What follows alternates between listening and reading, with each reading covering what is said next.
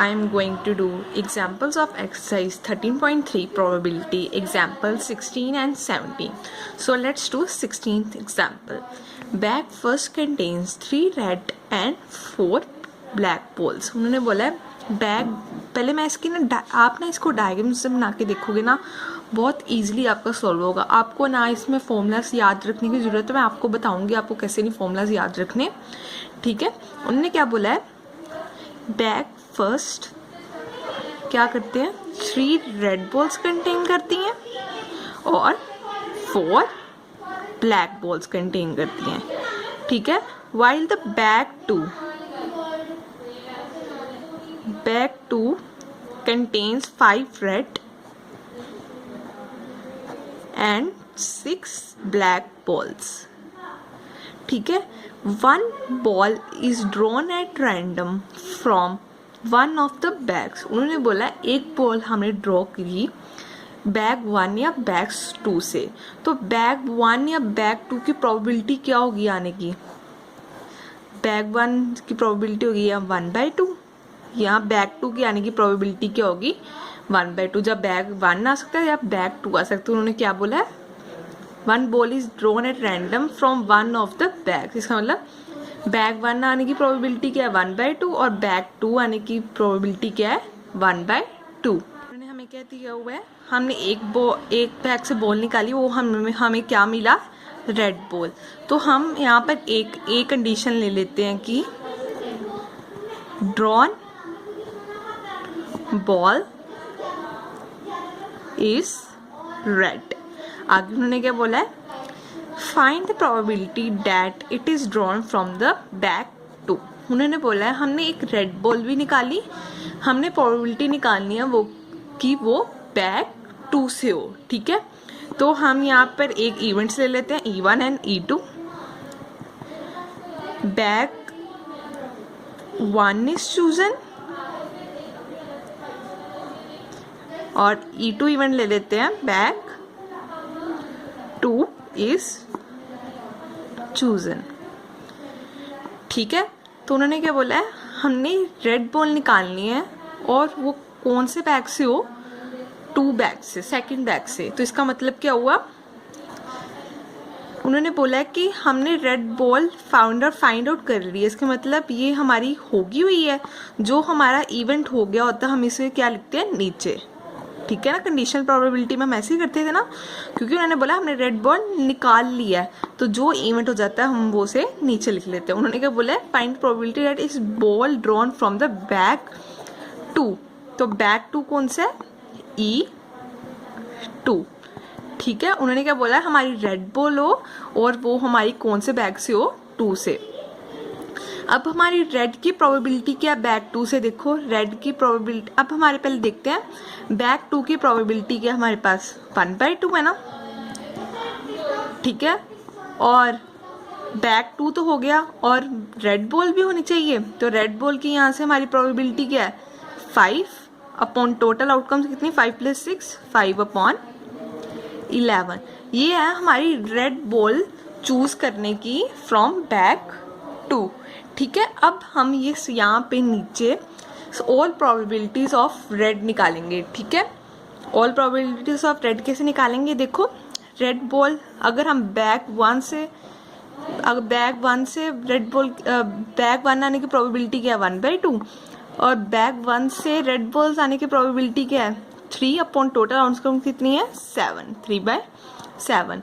और हमारी कहाँ से बॉल आ सकती है बैग 2 से, बैग 2 की प्रोबेबिलिटी क्या है 1/2 और रेड बॉल आने की प्रोबेबिलिटी क्या है 5/11. ठीक है ना, इसी चीज को फॉर्मूले में कन्वर्ट करती हूँ. ये हमने 1/2 कौन सा बैग है, सेकंड बैग. ठीक है ना, ये सेकंड बैग है ना, तो ये कौन सा हो गया प्रोबेबिलिटी ऑफ E2 इंटू ये 5/11 क्या है, हमने रेड बॉल चूज की है बैग 2 से. E2 इवेंट तो हमने हमारा ऑलरेडी हो गया हुआ है, तो E2 इवेंट को हम सबसे नीचे लिखेंगे और हमने बैग सेकंड से चूज करनी है. तो सेकंड बैग कौन सा है, हमने बॉल रेड चूज करनी है, तो प्रोबेबिलिटी ऑफ A. ठीक है, और ये हमारा क्या है 1/2 हमारे कौन से बैग से है, फर्स्ट बैग से, तो ये क्या है प्रोबेबिलिटी ऑफ E1, ठीक है। और 3/7 क्या है, 3/7 है हमारा, हमने रेड बॉल कहाँ से चूज की है, बैग 1 से, ठीक है ना। और 3/7 हमने यहाँ से चूज किया ना बैग 1 से। प्रोबेबिलिटी ऑफ E1 इवेंट तो हमारा हो गया हुआ है, तो हम इसे नीचे लिख लेंगे बाय, हमने कौन सी बॉल चूज कर रही थी, रेड, तो रेड बॉल की क्या है A, ठीक है। तो साथ में क्या है 1/2 हमने कहाँ, कौन सा बैग है हमारा, सेकंड बैग, तो ये क्या है प्रोबेबिलिटी ऑफ E2, ठीक है। बैग 2 तो हमारा ऑलरेडी चूजन हो गया है, तो प्रोबेबिलिटी ऑफ जो हमारा चूज ऑलरेडी हो गया होता है हम उसे नीचे लिख लेते हैं। और हमारा हमने कौन सी बॉल सेलेक्ट की थी, रेड की थी ना, तो ये कौन सा है A। सो ये देखो मैंने यहाँ इससे ही मैंने यहाँ पे फॉर्मूला बना लिया। अब मैं इसे सॉल्व करती हूँ। 5/22 3/14 प्लस 5/22 5/22, अगर मैं इन दोनों का एलसीएम लूँगी, मेरा एलसीएम आएगा 154, तो ऊपर आ जाएगा 33 प्लस 35, 5/22 अपॉन 68 प्लस 154, तो ये आ गया 5/22, 154 ऊपर आ गया अपॉन 68, ये 2 के साथ कटिंग होगी, इस सॉरी 11 की टेबल में कटिंग कर दे, 2 के साथ कर देते हैं इसे, 2 7 सा, और अब इसकी 11 के साथ कर देते हैं, तो हमारा आंसर क्या आ गया 35/68 is the answer. Example, given 3 identical boxes 1 2 and 3, ठीक है। उन्होंने क्या बोला है 3 बॉक्सेस हमें दी हुई है, इसे हम 1 मान लेते हैं, इसे हम 2 मान लेते हैं, और इसे हम 2 3। उन्होंने बोला ये तीनों बॉक्स आइडेंटिकल है, बिल्कुल सेम है, कंटेनिंग 2 कॉइन्स, उन सब में 2 कॉइन्स हैं, ठीक है। In box 1 both coins are gold, उन्होंने बोला है बॉक्स फर्स्ट में दोनों कॉइन्स क्या हैं, गोल्ड एंड गोल्ड, और सेकंड बॉक्स में क्या है, बोथ आर सिल्वर, ठीक है। और उन्होंने बोला है in box third there is 1 gold and 1 is silver coin, एक गोल्ड है और एक सिल्वर है, ठीक है। तो आगे क्या बोला है, a person chooses a box at random, उन्होंने बोला है एक पर्सन ने बॉक्स चूज किया इन तीनों में से कोई भी एट रैंडम, तो बॉक्स 1 2 और 3 प्रोबेबिलिटी क्या होगी, बॉक्स 1 आने की प्रोबेबिलिटी 1/3 होगी, बॉक्स 2 भी आने की प्रोबेबिलिटी 1/3 होगी, और बॉक्स 3 भी आने की प्रोबेबिलिटी क्या होगी 1/3, क्योंकि उन्होंने बोला a person chooses a box at random, तो तीनों में से कोई भी बॉक्स हो सकता है, and takes out a coin, उसने एक बॉक्स में से कॉइन निकाल लिया, द कॉइन इज गोल्ड, उन्होंने बोला जो उसने कॉइन निकाला है वो गोल्ड है, तो एक कंडीशन मान लेते हैं कॉइन इज गोल्ड, ठीक है। और उन्होंने आगे क्या बोला है, what is the probability that other coin in the box is also gold, उन्होंने पहले बोला था कि हमने बॉक्स में से एक कॉइन निकाला वो भी गोल्ड था, अब वो कह रहे हैं प्रोबेबिलिटी बताओ कि दूसरे बॉक्स में उसी बॉक्स में दूसरा कॉइन भी गोल्ड ही हो, तो वो कौन सा बॉक्स होगा, बॉक्स फर्स्ट होगा ना।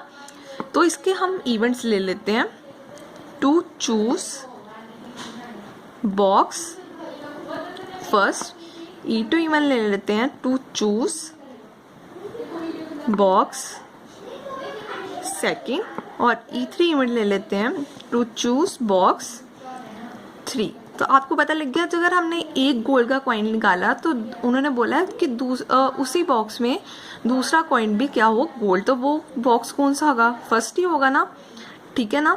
तो हमने E1 इवेंट ले लिया बॉक्स 1, बॉक्स 2 एंड बॉक्स 3। आगे क्या उन्होंने बोला है, what is the probability that other coin in the box is also gold, उन्होंने बोला है इसका मतलब क्या हुआ, प्रोबेबिलिटी ऑफ इवन, ठीक है ना, बाय, ये हमारा इवेंट हो गया हुआ है ना कि द कॉइन इज गोल्ड, ये उन्होंने निकाल लिया हुआ है, तो कॉइन इज गोल्ड वाला कौन सा है, ए, ठीक है ना। अब उन्होंने बोला है एक हमने कॉइन निकाल लिया गोल्ड और दूसरा कॉइन भी क्या हो, गोल्ड, तो बॉक्स फर्स्ट में से कॉइन निकालने की प्रोबेबिलिटी क्या है, 1/3, और इसमें से गोल्ड निकालने की प्रोबेबिलिटी क्या होगी, 1। इन दोनों कॉइन्स में गोल्ड है, अगर हम उसमें हाथ डालें तो हमारे हाथ में सिर्फ गोल्ड ही आएगा, तो और कुछ तो आ ही नहीं सकता, तो इसकी प्रोबेबिलिटी क्या होगी, 1। अब हम नीचे का लिखेंगे, तीनों बॉक्स से गोल्ड निकालने की प्रोबेबिलिटी।